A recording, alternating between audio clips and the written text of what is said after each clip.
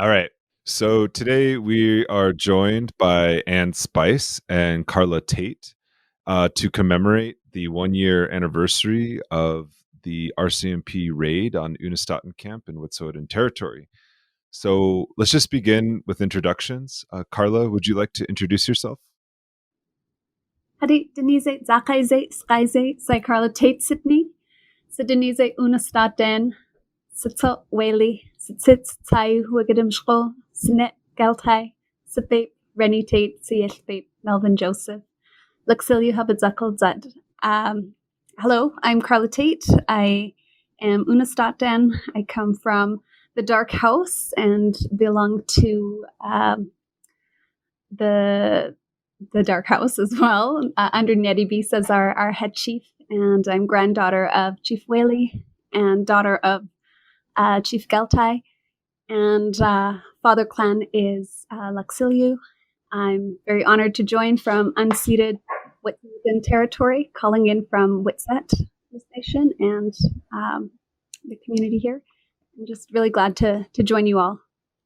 Anne, how are you doing today? Want to introduce yourself? I'm good, thank you. My name is Ann Spice.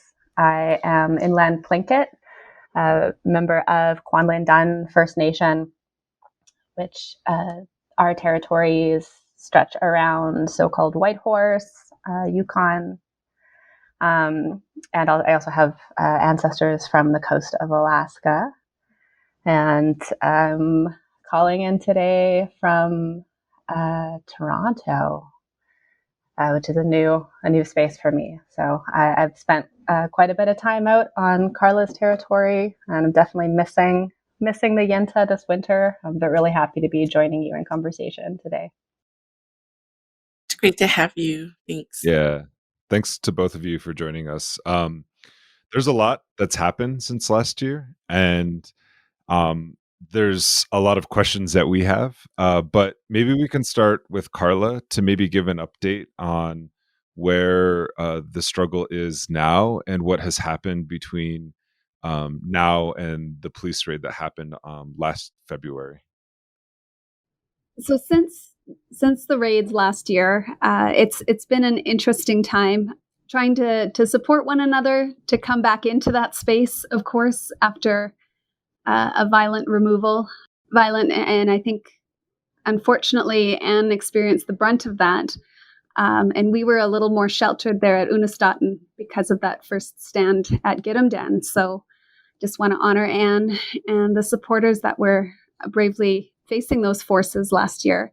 I know for myself, it took a bit of time for me to return home to our territory, and it was an odd experience to come back after being, driven away in a paddy wagon and just shedding a lot of tears over that repeated cycle of, colonial violence and forced removal. But I think also, gratitude in coming back to the land and seeing it as still intact. It was strange the first time returning. It almost felt as though nothing had happened apart from, little remnants of that day. But the land was still as striking as it ever has been. And so is Wet'suwet'en, still pristine at this point. So we still have so much to fight for and protect. So I think that we're very grateful for. This year has been a bit of an odd year because we were pursuing some legal pathways, a judicial review, which, Anne's been an amazing behind the scenes support in so many ways. I can't even count all of them or describe all of them, but I know we're forever indebted to her and folks like her that have just really given all of themselves to this struggle and protecting that sacred territory. So anyway, I will do my best to try to summarize that legal suit. So we had put in for a judicial review regarding the Site 9A, the industrial camp on Unist'ot'en territory. Because of the pandemic and the timing and all of the court cases getting deferred on account of COVID, the timeliness of that suit was just impotent, really. So it was quite delayed. By the time it got into the scheduling for a court date, a lot of the clearing activities had been completed. And I know there are still some substantial things that we at this point can influence in terms of mitigation, but I know from Frida's perspectives, it was pretty frustrating to see that footprint up at 9A be expanded and see more leveling and destruction, all while waiting for these legal processes to play out that were already stacked against us. It's been an odd year of waiting and seeing and mitigation discussions where we're doing our best to really press back and make sure that the land is honored, that there's accountability. But I would say over and over again, we're reminded how much this system fails our territories and our people. Several counts of violating the conditions of permits over the past year by CGL. Several times where the health of our communities have been compromised, especially with COVID and the continued operation of the man camps that are considered to be an essential service, which is just puzzling to us. I had a recent discussion with some of the doctors for the environment with CAPE a week ago, and they were even baffled at how this particular project and industrial projects, those that are established and probably bringing in revenue that maybe could make that argument a little bit better than this one that's basically just causing or costing Canada money and all the taxpayers money and not returning any profit or revenue. I mean, I think more will come to me, but it definitely stalled. The COVID pandemic and the presence of these workers has really derailed, I think, a lot of the land-based healing activities we planned for this year. And it's been a struggle to see that have to take pause while industry activities continue and bring COVID into our elders' homes through those community workers cohabiting with their elder parents. We've had a number of losses. I don't know if you've seen the media coverage, but I know Gidimt'en has been affected by losses in their larger family group. So, just a lot of frustration and angst about what's occurring. Thanks for that. That was actually my next question, was the status of the healing center in terms of its operation, not only after the raid, but during COVID-19. But I'm sure you'll have more to say on that. I'd like to ask the same question of Anne. You were, as Karla had pointed out, you were on the front line during the RCMP raid. Maybe you can walk us through that day, what happened, and then also the aftermath. Sure. So I think one of the things that's important to note is that this was a series of raids over the course of about 5 or 6 days. And so there were numerous checkpoints set up on the logging road that leads up to the healing center. The RCMP came in, the police came in and started by raiding and removing people from the camp that was set up at kilometer 39. They pulled people out of their dwellings, out of their tents in the middle of the night, screaming at people to stay calm, and dragged them into police cars and took them to jail. All the people who were arrested in that particular raid, which was meant to avoid media attention, the way that it was done was meant to avoid a spectacle. by sneaking in the middle of the night. And those people weren't even in the road. They weren't blocking access in any way. They were sleeping in tents. And so because of that, they were all cleared and released fairly quickly. But 2 days after that, the raid, the sort of main force of the raid was mounted. And it's hard to explain the scope of it. It's something that we knew was coming. Where I was on Unist'ot'en Dun territory, I was at the Unist'ot'en Dun access point, which was set up at kilometer 44. And just to give some perspective, I don't know what any of this is in miles for your listeners who work in miles, but at kilometer 44, and then the healing center is at kilometer 66. That's where I was, and I was behind a blockade, several kilometers of road where trees had been felled to prevent access and to sort of hold off these violent state forces and to enforce the eviction. And so before this happened, there was an eviction of CGL from the territory as a successful one. And the period of time where I was at 44 and Karla was up at the healing center was a period of time, for the first time in a long time, where we didn't have police and industry on the ground because of the protection of that blockade. And so there was about a month where we were able to live on the territory without that constant presence, besides the helicopter and aerial surveillance, which was constant. But in the lead up to the raid, we heard reports of them doing training drills with helicopters, of police amassing in nearby spaces. And so because of the experience of the raid the year before, and this is this time of year we started calling raid season. It's sort of this kind of sense that this force is coming, this violence is coming. We knew that was amassing, and that we'd be facing it primarily at 44. And so there were 4 of us on a makeshift watchtower and bus that was parked in the road. When they came around the corner, I was trying to keep count and to relay to other people what the count was for the number of tactical officers that were on the ground.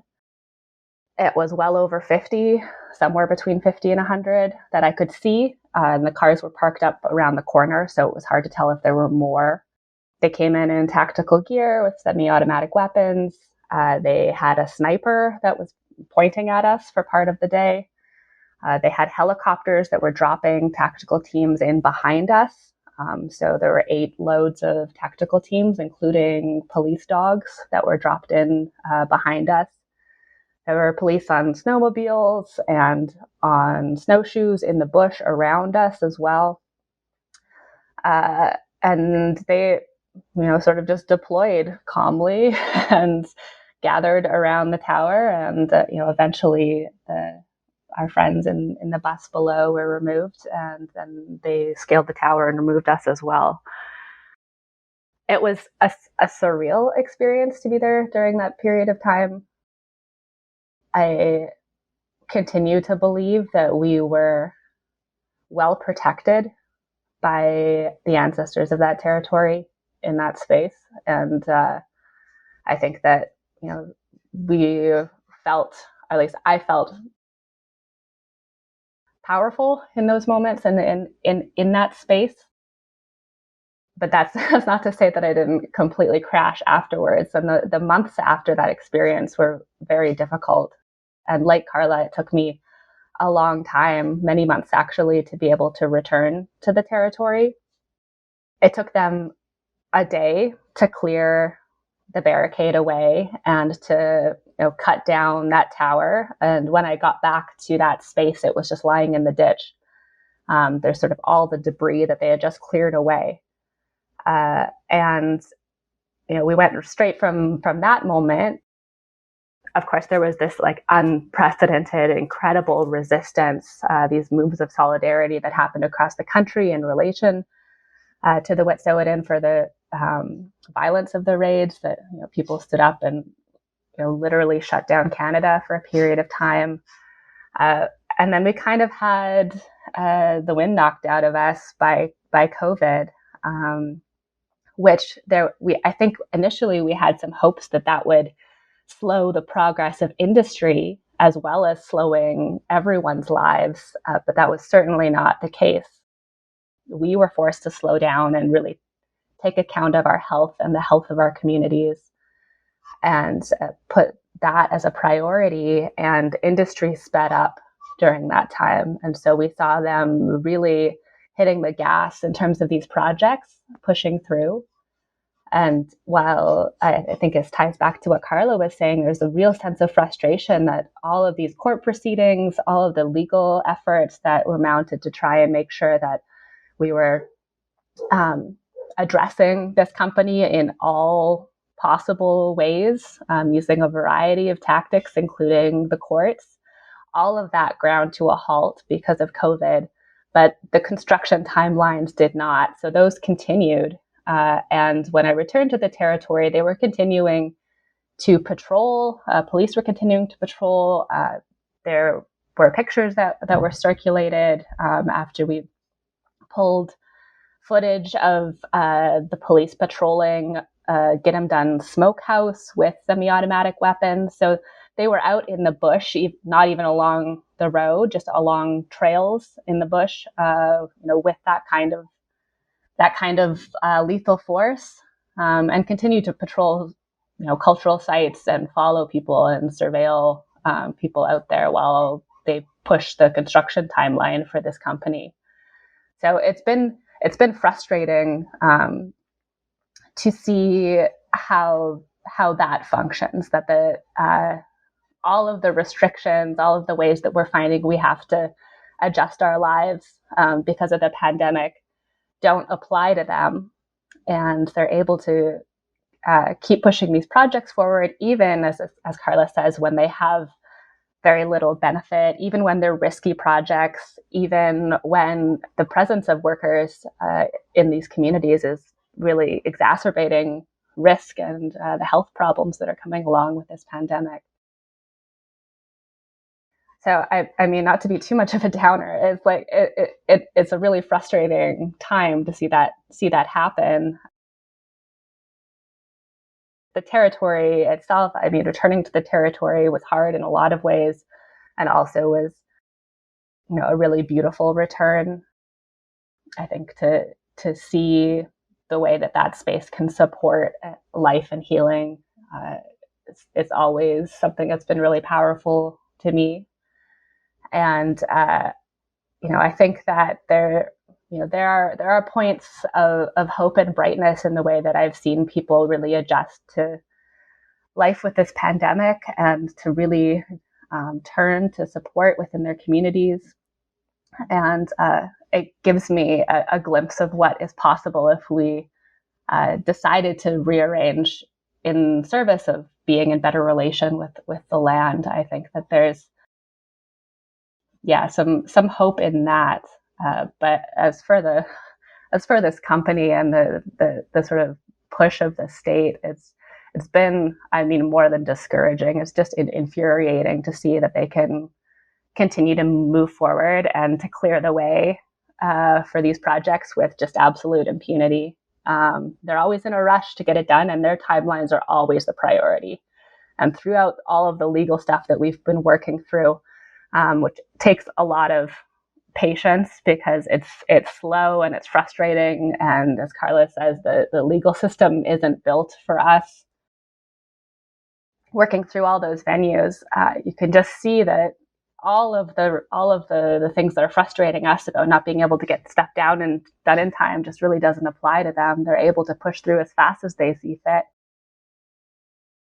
Their capitalist timeline is always at the top of the list for things that need to be respected, and so it's frustrating to see that. But there's still a lot of energy, I think, and I think that this company has been dealt a recent blow with Biden signing the executive order to take down KXL, and hopefully we can start to press on these projects and really make it known that they are not viable. They've been risky projects from the start. And so from any perspective, they're doomed. So we can take all of our little frustrations and I think kind of put them into a bigger perspective that shows that, we're still making progress and sort of racking in victories as even as we see this like be a really difficult time for a lot of people on the ground. Thank you for all that very detailed background information. It's a lot, and y'all are just so knowledgeable. I wanted to direct this next question at Karla. So the last time we talked on this podcast about this, we learned that there is actually absolutely no legal basis for the occupation of and the theft of land in so-called British Columbia. And we know that Wet'suwet'en people are now reclaiming these ancestral lands, of course, the most prominent example being the Unist'ot'en encampment. So what does that dynamic say about the status of Native sovereignty in so-called Canada, right? Like, who's really trespassing? Well, we've always known who the trespassers are.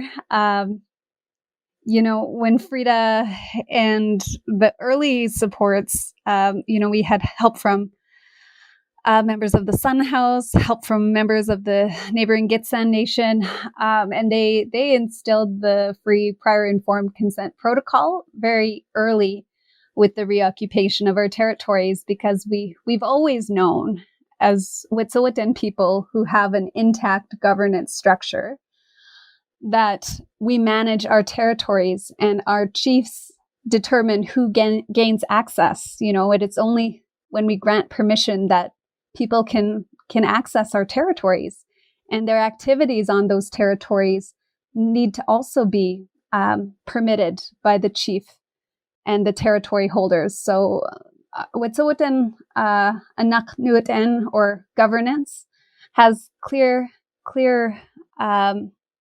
guidance on territory access and territory use. So I think for Canada to try and catch up and recognize who are the actual owners or title holders or stewards of this land, and to make the recent, empty commitments that they have, within BC. We know that UNDRIP was ratified into law, right? We have all of these legal pathways through the colonial system to be recognized, and yet when it comes to practicing that, Canada and BC are failing miserably. So, I think it's going to be a constant struggle or battle on their part to try and promote or push these extraction projects onto our pristine territories, right? The lands that haven't already been developed or encroached on by municipalities, land that settlers aren't already on, are always the ones that are vied for these kinds of destructive and environmentally compromising projects, because no one wants them in their backyard. But, our people and our communities have always recognized the value of our territory and drawn on it, right? It provides everything we need for our governance system. We recognize and honor and compensate witnesses for our legal work and our proceedings in our feast hall through harvest from our territory. It's so vital to our way of life and to our culture. So we're not planning to back down at any point, and we're not planning to allow any of these projects to proceed without the express consent of our chiefs and the rightful title holders. So it's going to be a never-ending battle, I think, unfortunately. We just saw some recent mail and correspondence from the Pacific Trails pipeline that's starting to rear its head again, thinking that CGL is making inroads. So unfortunately, this is sort of the space that we have to constantly defend, right, and uphold. and it's pretty tiring, but I mean, I don't see any of us quitting anytime soon. And every little bit of legislation or recognition, as empty as it might seem in action, gives us another foothold within Canada's own system for us to lay bare the fact that we have every right to determine what happens on our territory. Thank you. Yeah, I just admire so much what I see from you all. And I really think that what's going on up there is just like an example for all of us. And like y'all have like a really beautiful framework. Just even what you're saying about the act of reciprocity by feeding people. That's like a huge one for me that hits home. Thank you for sharing all that. So the next question I actually wanted to direct at Anne. So I remember meeting you at Standing Rock. I don't know if you remember that, but I just thought you were like the ultimate badass. Like, remember seeing you in your Sani scarf, and you were just so rad to me. And then, since then I've come to get a little more familiar with your work, and I'm finding it just absolutely essential to my own research, especially as I continue to conceive a Puebla Public's feminist framework. So my question is, what do you have to share with the young Indigenous femmes engaged in organizing or research right now, or both? Well, thank you. I do remember meeting you. I mean, I wasn't at Standing Rock for very long, but yeah, what a powerful space that was, and I just have so much gratitude for all of the people I've met in these spaces of siege. Advice for people organizing. I mean, organizing and doing research and scholarship. It's a huge question.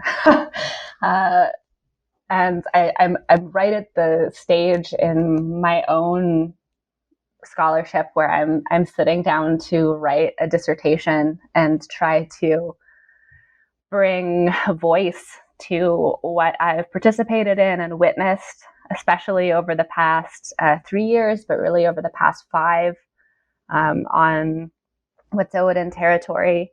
I think part of my advice for scholarship is that the most important piece of it is that work of finding voice, is figuring out who you are and where you are in the work, and how you want to express that. So I think that's a big piece of it. I think another big piece of it is trying to decide who you're speaking to when you're writing, especially in academic spaces. I think that my writing and the way that I thought about my writing really changed when I adjusted who I thought of as my audience. And I think I'm constantly making adjustments to that. So, I mean, I want especially young Indigenous femmes to know that I'm writing to them, and that, this work that I'm doing and the way that I'm thinking about this is meant to advance our liberation. I think that we're allowed to write to each other, and we can just straight up stop writing for like old white men in the academy. They don't deserve our best thinking. And so I think talking to each other is really important, and that's some of the advice I would give. One of the things that I've learned a lot from Karla about is really trying to like prioritize my own health and think about what I need to be able to stay healthy to do this work. I mean, I've recently sort of stepped away from the stuff on the front line to kind of do this thinking and this writing, and getting a bit of perspective on that. I realized, I think, what I was putting myself and my body through out there. I think it was important. It's important to have people out in these spaces, but it is incredibly taxing on your body and on your spirit to be in spaces where industrial and police projects are pushing through.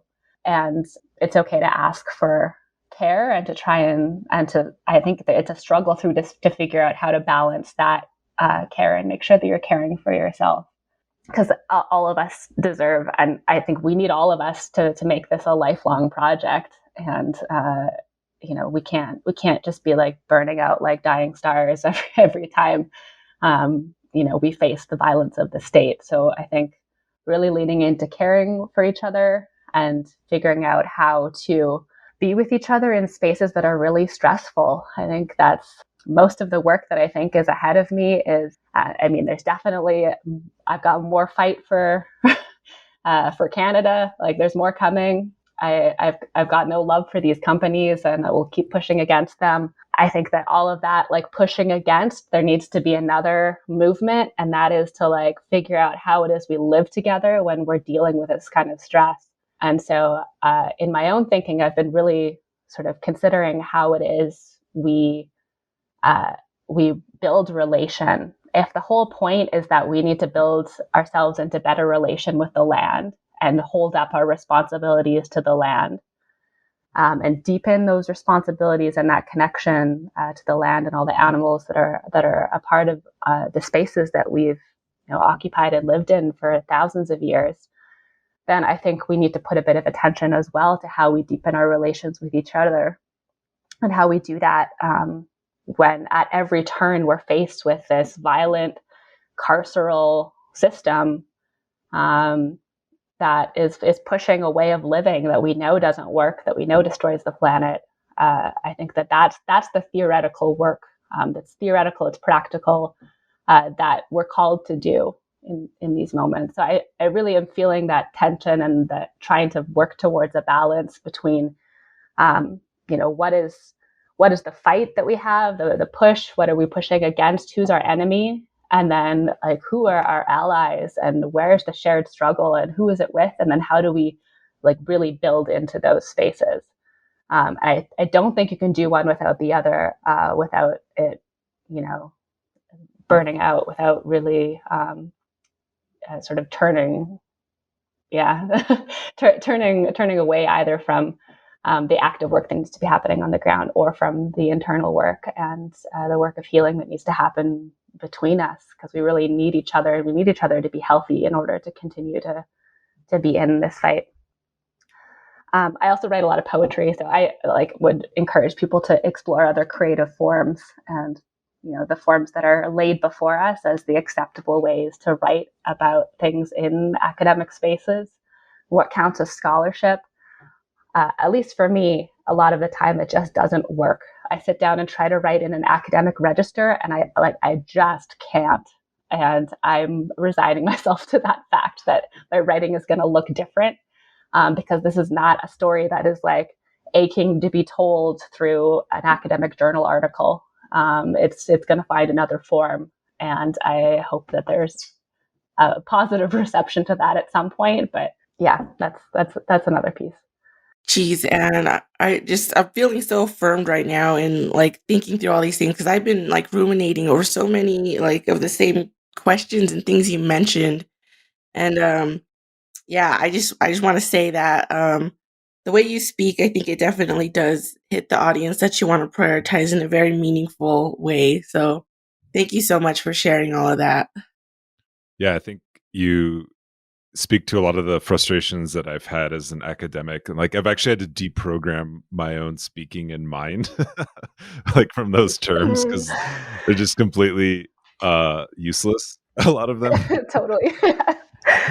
But one thing that I find really inspiring, especially about your work, Karla, you're a doctor, a clinical psychologist, is that there is that component of healing, and not in this like neoliberal kind of like fuzzy way, but actually like thinking about how one does take care of their mental health, their spiritual, physical, cultural kind of selves in these moments, because we're seeing land back encampments pop up all across the land, which is really great in many ways, but there is a lot of conflict. There is, because it's a moment in time when people they're living free in many ways, but it's the first time they've lived free, and so then they have to like deal with a lot of the past kind of like experiences that they've had, whether they're traumatic, whether they're violent experiences.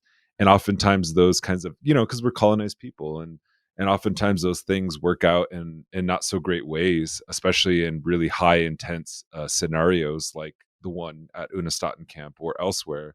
So I was wondering if you could maybe provide a little bit of insight as to the practices that you maintain of, being good relatives in the camp space, but also in good relation with each other that have sustained the camp for such a long time.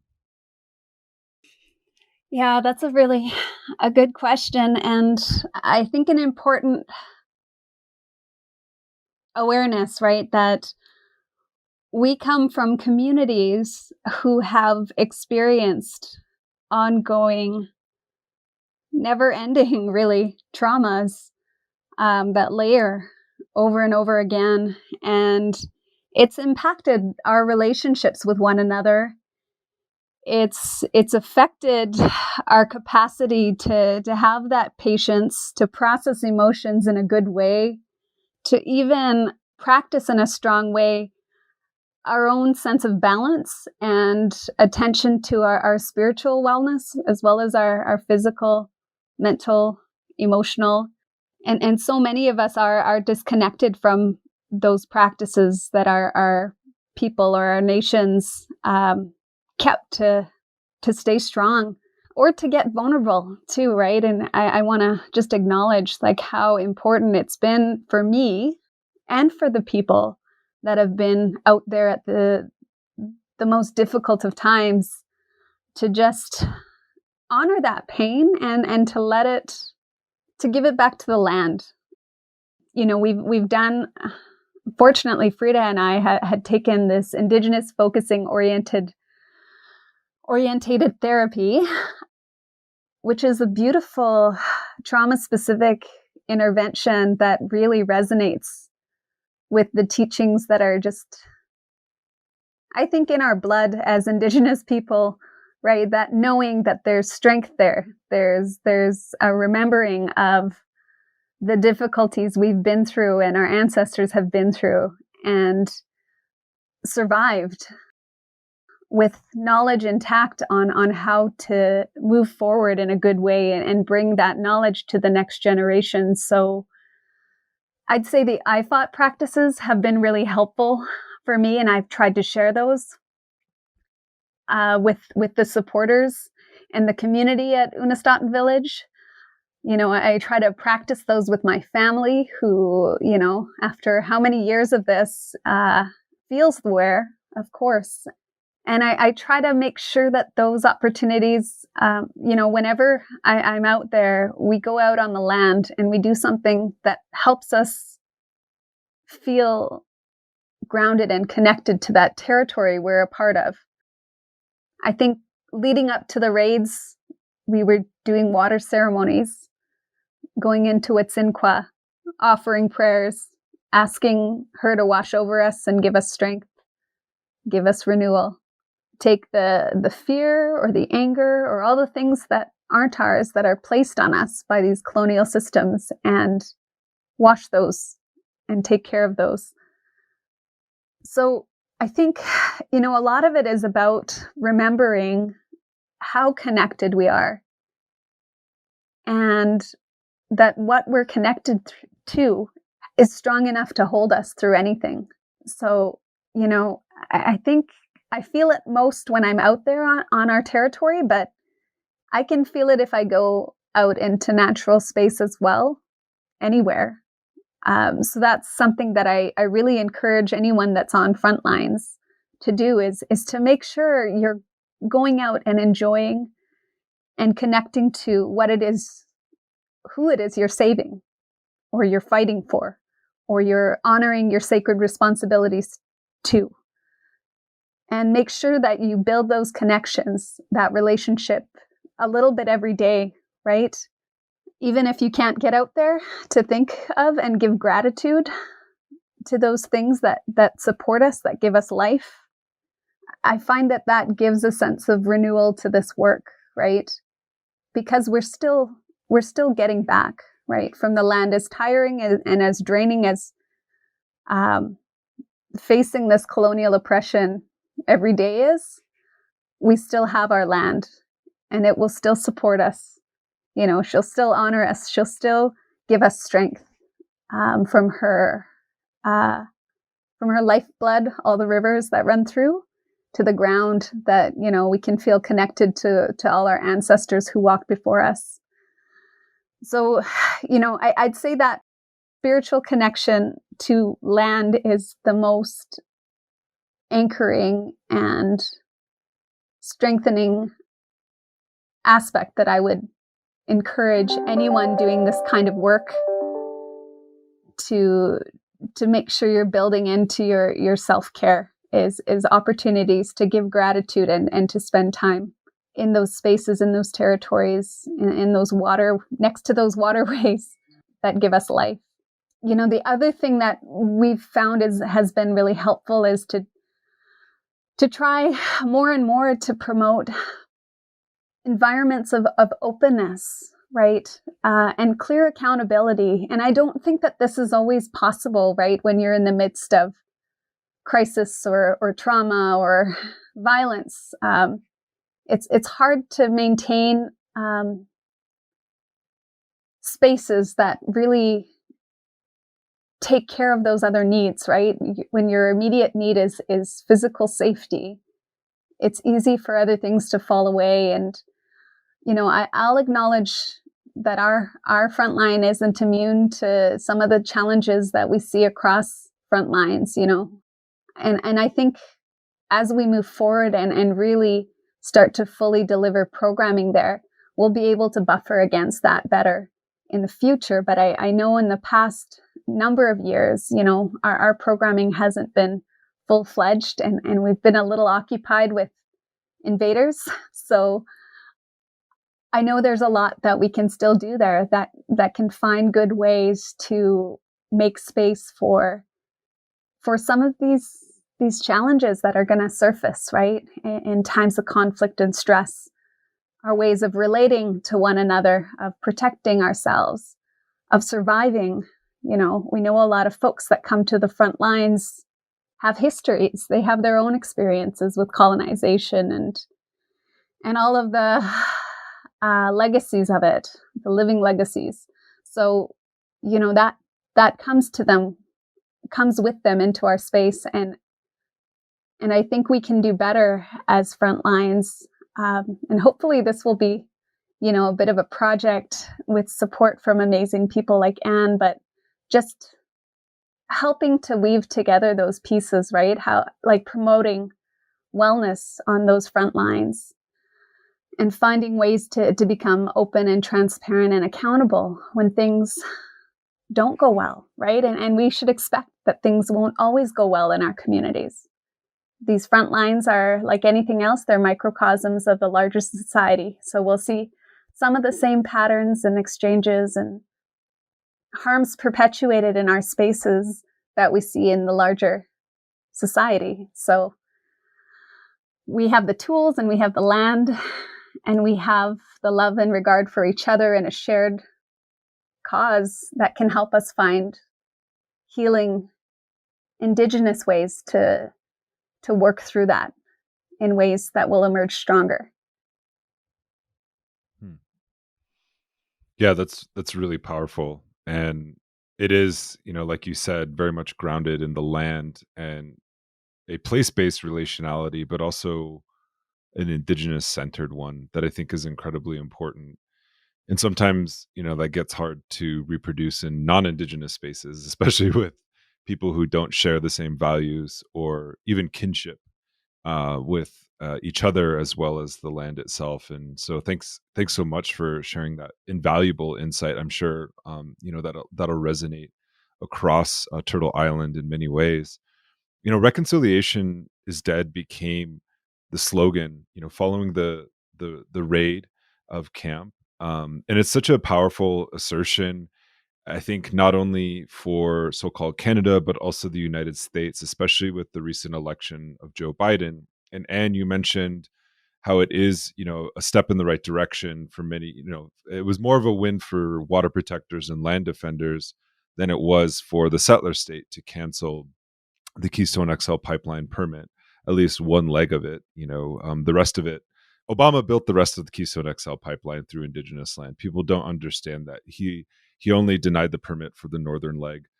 Trump reapproved it and reversed his decision, and Biden on his first day in office reversed Trump's decision.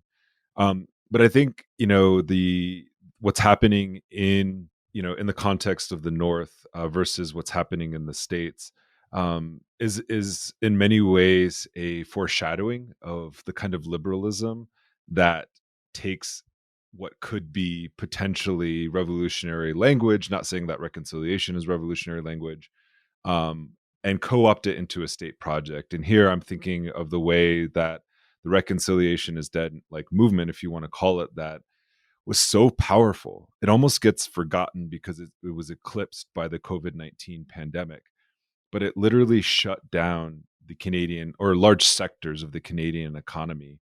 And it was very widespread. They were shutting down rail terminals, and there were mass actions throughout.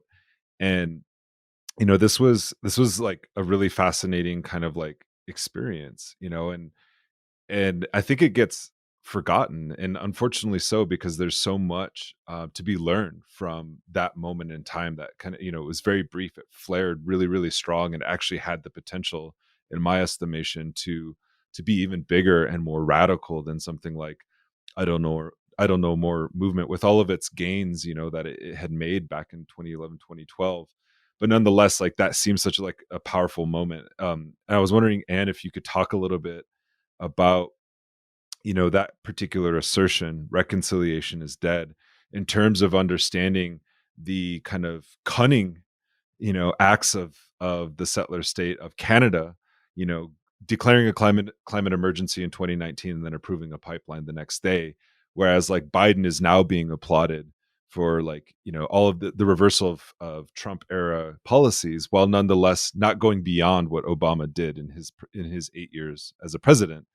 He also sent in the FBI to raid or to infiltrate the Standing Rock camps, which resulted in several, felony charges issued against water protectors, some of whom are still in custody. And then on top of that, you also had Obama signing into law the Rio Tinto copper mine and Resolution Copper in Arizona that was drafted by Senator John McCain, that actually passed a democratically controlled Senate, and Obama signed it into law. And just last week, or several weeks ago, Rio Tinto has facilitated the land exchange with the U.S. Park Service to create one of the world's largest copper mines on a sacred Apache land. And that copper will no doubt be used in the so-called green transition, away from fossil fuels, because copper, is they expect, with if the United States and the rest of the world is going to meet the Paris climate agreements by 2050, copper production or copper mining will increase by 500%. So I was wondering, Anne, if you could weigh in that. There's a lot there, reconciliation is dead, the kind of false promises of climate justice by the Trudeau government. Oh, puppy. Yeah.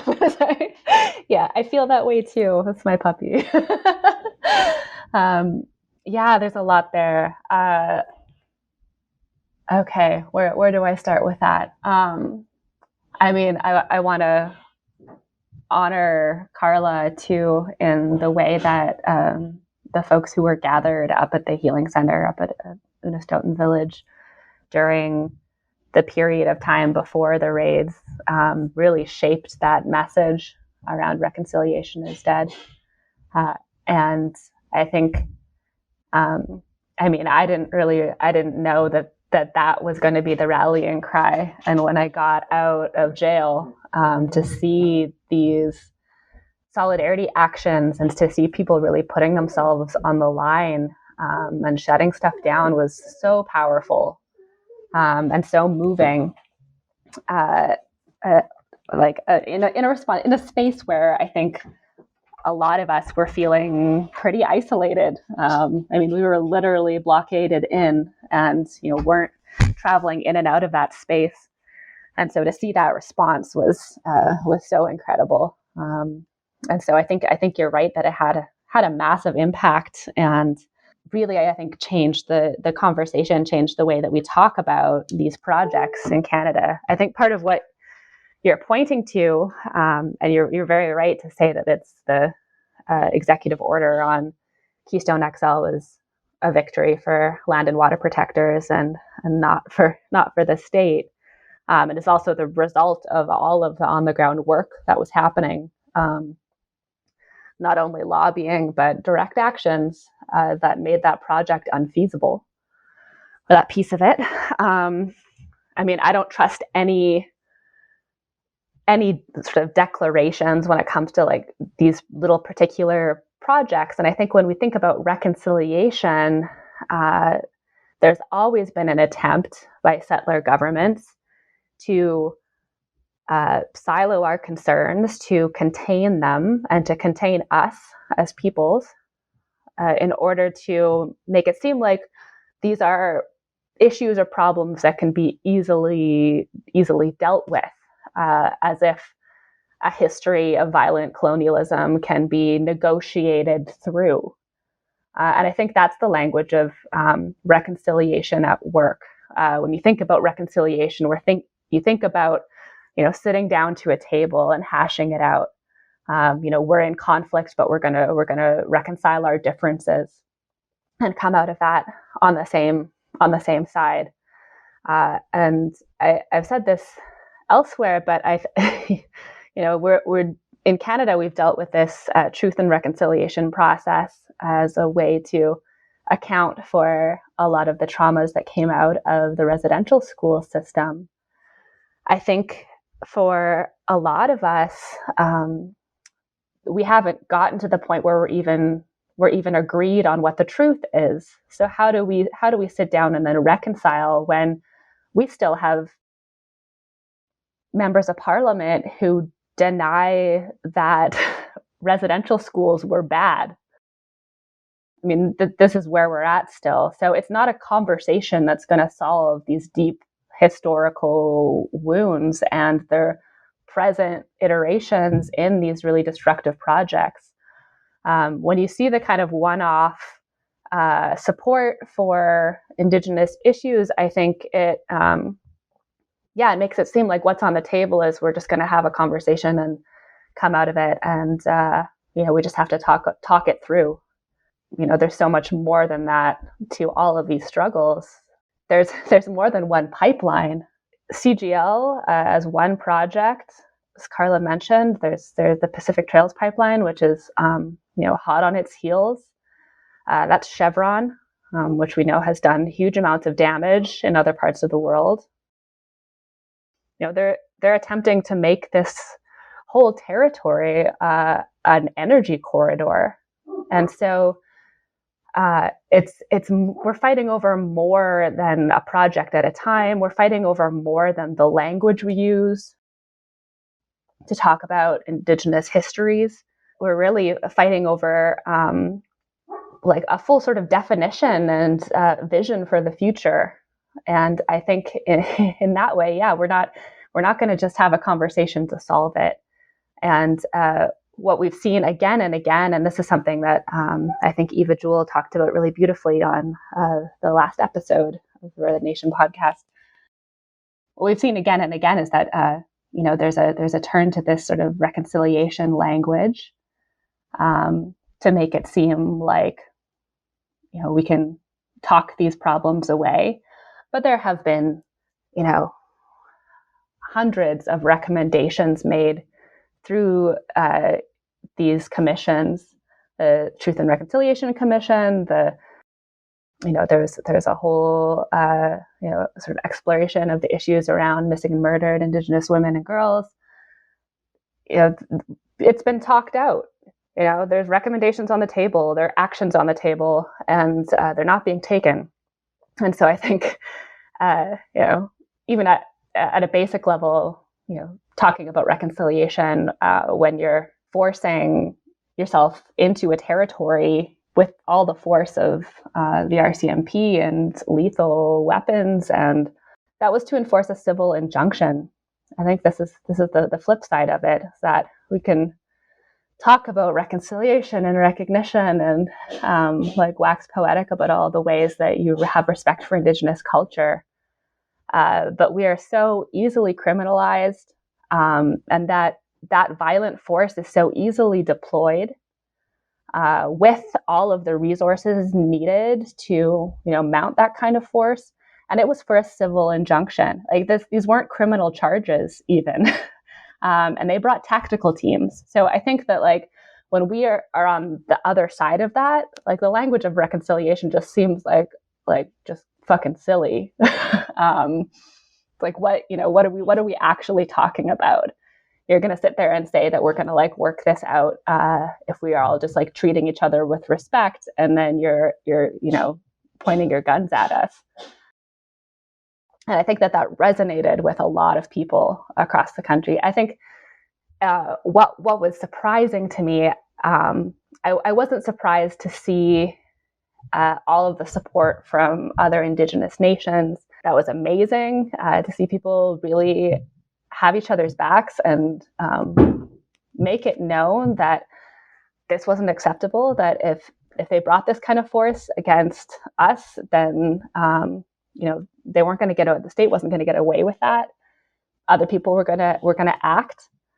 There was a violent crackdown on people who stood in solidarity with us as well. And there are people on Mohawk territories who are still facing charges from their actions and their solidarity actions around that time. What was more surprising is that I think we saw a lot of settler folks also standing up and taking action, and that's the piece that I think is really necessary. I'm hoping people are starting to realize that their words are not enough, and settler guilt doesn't do anything if you're not willing to actually take action to adjust the conditions that are producing this violence.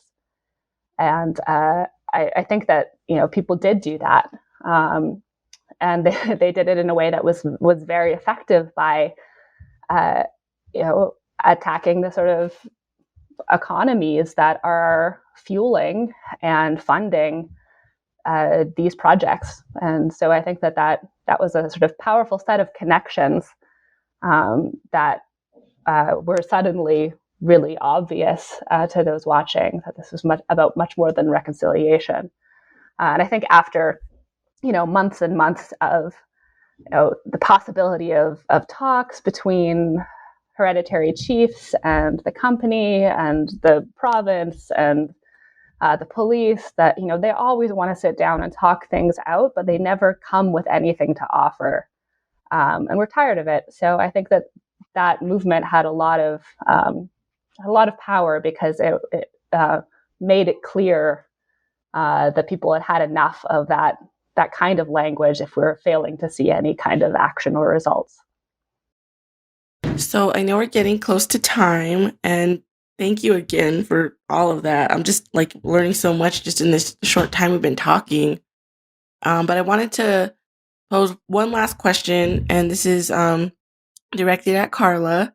So when I first went to Vancouver, BC, I was walking through the airport, and I just noticed that it was full of all of these native motifs and art, and it was apparent that representation over there is much more present than it is here in the US.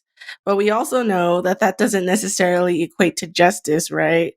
And so now we see Biden taking similar steps as Trudeau and promising us better climate policy and all of these symbolic gestures while still allowing extraction companies to run rampant. So in this way, do you think that people in the US would be wise to see what has transpired under the Trudeau administration as a warning to us? Absolutely. I would always be wary of the state or government when it comes to promises to our community, right? I don't think any of us can really come up with any good examples where they've made good on those promises.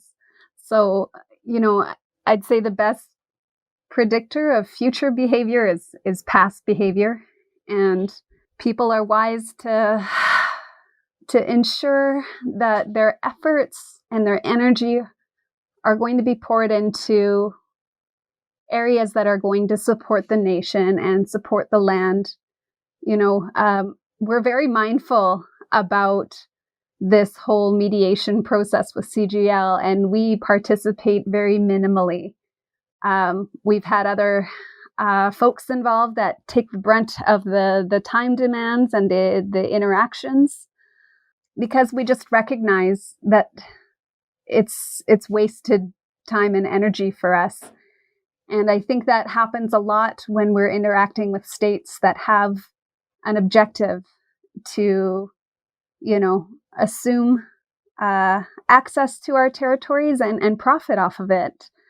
That's the end game. And I think if there's nothing in those promises or those discussions about recognition of sovereignty and, equal footing to find a path forward, it's not going to be time well spent. And that energy and that heart and that effort should be poured into front lines, nation building, cultural revitalization, anything that will boost us up and make us stronger to reclaim our governance over our territories. So if nothing else, if out of this we got to be a good example and a warning for communities with this next administration to be cautious, to be planful, to spend your time and energy on nation building, then that would make me very happy. I have a daughter who is Lakota from her father's side, and so we definitely watch with bated breath as the territories south of the so-called border impact her Lakota homelands. And I think we can learn a lot from one another in these struggles, and we can trust in one another.